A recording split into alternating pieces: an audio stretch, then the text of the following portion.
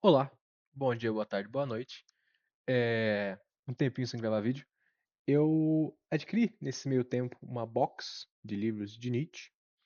Essa aqui vem com o Assim Falou Zaratustra, Além do Bem e do Mal, Crepúsculo dos Ídolos e o Anticristo. É, eu tava querendo já, como eu comentei num vídeo recente, ler o Assim Falou Zaratustra. Eu vi essa box bem baratinha, eu paguei R$ 50 nessa box com 4 livros, achei maravilhoso. O único problema que eu achei é que ela não vem os dois livros dos que eu mais queria ler de Nietzsche, que é o Gaia Ciência e o Humano, Demasiadamente Humano. Mas, enfim, como eu comentei, 4 livros por R$ 50 está muito mais que maravilhoso. Eu comprei para poder ler físico, né? O Assim Falou Zaratustra. É da Camelot Editora. É, como diz o ditado, não é um ditado, mas via de regra, os livros de filosofia, quanto pior a capa, melhor é a tradução. Esse aqui é bem bonitinho, a capa. Então, provavelmente vai ser uma tradução não tão boa. Eu não conheço a tradução da Camelot Editora. Mas, enfim, eu adquiri e como eu não pretendo ser nenhum grande estudioso de Nietzsche, eu não me incomodo da tradução não ser das melhores. Mas eu vou comentar um pouquinho sobre a obra de Nietzsche, mais especificamente, sobre dois pontos que eu julgo centrais da obra de Nietzsche e meu problema com Nietzsche. Como eu comentei, eu não sou muito fã de Nietzsche. Eu estou estudando mais porque eu acho que para você dizer que você discorda de algo, você tem que ter uma noção boa do que você está discordando. Eu conheço bem por cima a obra de Nietzsche. Mas eu julgo que dois pontos centrais da obra de Nietzsche primeiro, a questão da vontade de potência, né? Vontade de ter poder, digamos assim, de maneira bem maldizida, digamos assim. Mas vontade de potência é vontade de algo que nos move em sentido de nos transformarmos e termos cada vez mais potência. Não vou tentar explicar de um jeito muito aprofundado, que também não tem essa profundidade. Essa, para mim, é evidente que é uma questão muito central de Nietzsche, né? Ter potência, né? O adquirir potência, ser uma pessoa mais potente. Tudo para mim, ao que me aparenta na obra de Nietzsche, gira em torno um pouco disso. E por consequência de você colocar a vontade de potência nessa posição central da vida humana, ele coloca na forma de central de todas as coisas, na verdade, né? Mas em específico da vida humana, residem então duas possibilidades éticas, né? Você tem como ter a ética de quem vai em sentido de sua vontade de potência, qualquer que ela seja, e a ética de quem se submete à vontade de potência alheia. Então, se eu não me engano, no Além do Bem e do Mal, Nietzsche vai discursar um pouco sobre isso, sobre duas posições éticas que norteiam quaisquer posições éticas que existem. A ética do senhor, que é o que vai em sentido de suas próprias potências, e a ética do escravo, que é basicamente ser assim a vossa vontade, assim na terra como nos céus, né? O ponto central do Nietzsche é criticar a ética moral cristã, né? Mas, enfim, essa questão da vontade de potência, eu tenho um problema central, que eu percebo que essa ideia de Nietzsche de tendo a vontade de potência como questão central da vida, ela abre porta para algo que me preocupa, que é a mentira enquanto vontade de potência, enquanto potência no caso, né? Então, como dá para ver pelo título, esse vídeo é um pouco discutindo a questão da vontade de mentir. Que a mentira é uma potência, ou pode ser uma potência evidente, né? Se você pensar num cenário de um jogo de truco, evidentemente a mentira, né, se você está jogando para ganhar, a mentira vai te dar muito mais potência de ganhar do que a honestidade. Eventualmente, numa partida de truco, você vai querer mentir, vai querer trucar sem ter carta boa, né? Então, faz parte do jogo, faz parte da vontade de potência nesse cenário você mentir. E, como em tantos outros, a mentira pode ser muito bem uma potência. E isso me preocupa, mas também me remete a experiências da minha vida. Evidentemente, como um ser humano, eu já menti na vida. Mas um cenário específico relacionado à política me lembra de quando, por exemplo, como eu comentei já, eu tenho uma boa formação enquanto marxista e eu já fui um militante comunista. E existem muitas mentiras acerca da União Soviética, por exemplo. E quando eu era militante, quando eu me via dessa forma, eu julgava muitas vezes que é justo você combater uma mentira com outra mentira. Porque ao longo da história da política, frequentemente é assim, né? Então você tem de um lado, pensando, por exemplo, em Guerra Fria, tem de um lado os Estados Unidos mentindo contra a União Soviética, criando uma imagem a pior da União Soviética. Do outro lado, a União Soviética mentindo a favor da União Soviética, evidentemente, né? E você fica nessa intriga de forças, uma em um sentido, outra em outro, que de certa forma se equilibram, né? Propaganda contrária, propaganda a favor e ganhe quem tiver que ganhar, né? Isso é comum na política. Então eu via que isso assim, era de alguma forma justo. Eu não vou lembrar momentos específicos, mas de que eu tenha mentido em favor de algo, mas eu lembro muito claramente de momentos em que eu fui muito menosprezei muito os problemas de um país socialista ou de algum líder socialista, de certa forma, para tentar contrabalancear quem exagera esses problemas, né? Então, se dizem que Stalin matou 700 bilhões de pessoas, eu vou lá e digo que não, Stalin não matou tanta gente assim.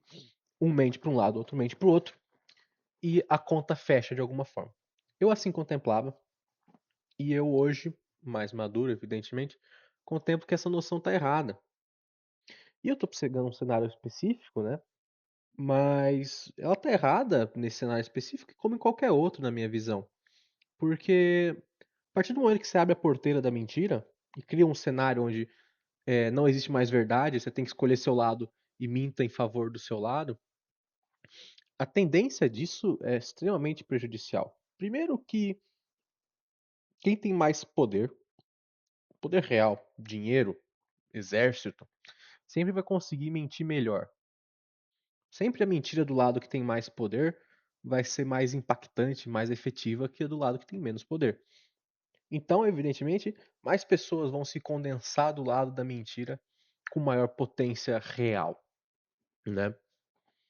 E a partir do momento que isso acontece, é muito difícil você disputar a mente de uma pessoa que acredita em algo mentindo para ela. A partir do momento que a pessoa já acredita, né? A pessoa já acredita para um lado A, né? Tem o lado A, a pessoa já acredita no lado A. A partir do momento que você do lado B mente para essa pessoa do lado A, essa pessoa do lado A, estando em um cenário de conflito, né, de disputa, ela já não parte do pressuposto que você é uma pessoa confiável, né? Um cenário comum. Se você é de esquerda e parar um bolsonarista na rua, ele não vai te levar a sério. Mesma coisa o contrário. Se você é de esquerda e um bolsonarista te parar na rua, você já não vai levar ele muito a sério, né? O santo já não vai bater a priori. Agora, se você ainda mente por esse cara, né? Se você tá tentando convencer o cara e você mente pra ele, quando ele te pegar no pulo da mentira, e eventualmente ele vai te pegar no pulo da mentira, porque, né, nenhuma mentira é perfeita. Quando isso acontecer, você só vai dar mais estímulo para que ele não confiasse em você, que ele já não confiava a priori. Então, se tem alguma possibilidade de você penetrar essa barreira da desconfiança, não é mentindo para a pessoa, né? Então, se a pessoa do lado A acredita no que diz o lado A e uma pessoa do lado B mente para ela, isso só vai reforçar a desconfiança que ela já tem do lado B e você piora para todo mundo. Você piora para todo mundo do lado B, inclusive quem só fala a verdade, a possibilidade de convencer uma pessoa do outro lado, que você está instigando essa desconfiança na pessoa. Por isso que para mim eu contemplo hoje como muito imprudente, muito falha essa lógica da mentira enquanto uma estratégia de, enfim, vontade de potência ou de disputa política, qualquer coisa desse tipo, para mim é muito evidente essa dinâmica que eu acabei de tentar descrever. Para mim a mentira é uma coisa muito injustificável. É evidente que se você, né, parar para analisar nos mínimos detalhes, existem mentirinhas pontuais que se você for colocando aqui e ali, elas aumentam a sua reputação, na medida que elas são muito difíceis de serem percebidas, né? Pequenas mudanças de discurso, coisas muito leves, coisas que a gente tem em qualquer jornalismo, né? A diferença de uma manchete que diz Para falar de um delegado corrupto, fala o delegado que supostamente fez tal coisa, enquanto você, para falar de um jovem de favela, vai lá e fala o bandido, não sei o que, fez tal coisa. Né? Então, assim, a postura discursiva é uma forma de mentira e passa muito facilmente em branco.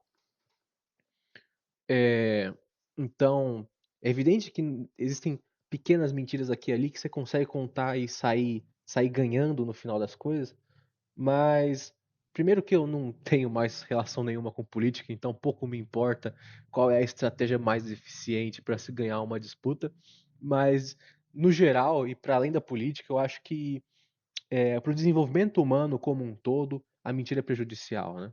Decisões tomadas em cima de mentiras são piores do que decisões tomadas em cima de verdade. Porque quando você tem tomando decisões em cima somente de verdades, o pior que você pode fazer é cometer um erro, né? E daí sua decisão não vai ser a melhor. Mas quando você está tomando uma decisão em cima de mentiras, mesmo que você tome uma decisão bem acertada, uma decisão acertada em cima de coisas falsas, então você pode ser prejudicado da mesma forma, né? Tipo assim, se eu tenho uma reunião às 10 da noite, eu pergunto o horário para alguém, a pessoa me fala que são 9 horas, eu vou me planejar para chegar na reunião daqui uma hora, mas se essa pessoa mentiu para mim e já são quase 10 horas, eu vou me planejar e vou chegar no horário errado, porque a pessoa mentiu para mim o horário que era. Então, é muito fácil contemplar que essa mentira, a mentira ela é prejudicial para o processo humano como um todo, né? Então é por isso que eu julgo a mentira como uma coisa extremamente injustificável. Mas eu não nego a vontade de potência como uma questão importante da vida humana, né? Acho que todo ser humano tem vontade de potência de alguma forma, né? Todo mundo tem.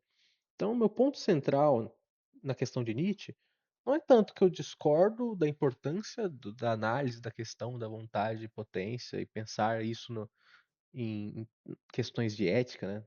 Não é como se fosse possível criar uma ética 100% livre de impurezas, 100% livre de qualquer coisa assim, mas é só uma questão de centralidade. Eu julgo a verdade uma questão muito mais central do discurso do que vontade e potência.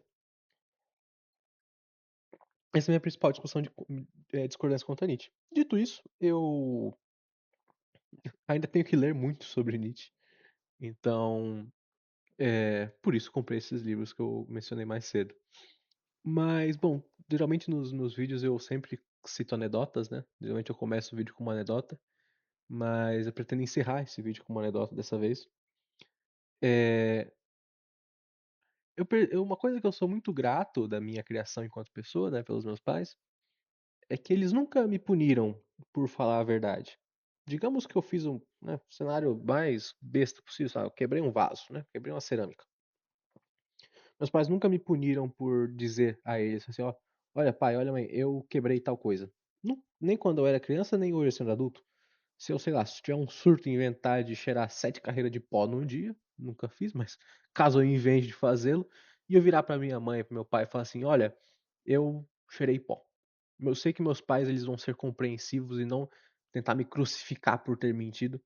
E eu acho que isso é uma coisa que infelizmente falta em muitas famílias e em muitas relações no geral. As pessoas elas preferem viver na ilusão de que está tudo bem, do que saber que as coisas não estão bem e, e ter que tomar uma decisão sobre isso. Porque esse é o ponto, né? Se você acha que está tudo bem, você vai tomar decisões pensando que está tudo bem. Agora, se não está tudo bem, você vai ter que considerar que não está tudo bem. Então, as pessoas odeiam essa parte de ter que tomar a decisão considerando que não está tudo bem. E por isso, as pessoas odeiam quando quebram a nossa ilusão de que tá tudo certo.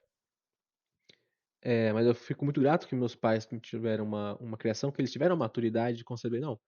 Pelo menos ele está contando a verdade, então, mesmo que isso talvez de alguma forma quebre a fantasia de que está tudo certo, pelo menos a gente vai poder tomar uma decisão mais acertada e não brigar com uma pessoa porque ela nos contou uma verdade desconfortável, porque sendo verdade é importante que a gente lide com isso, né?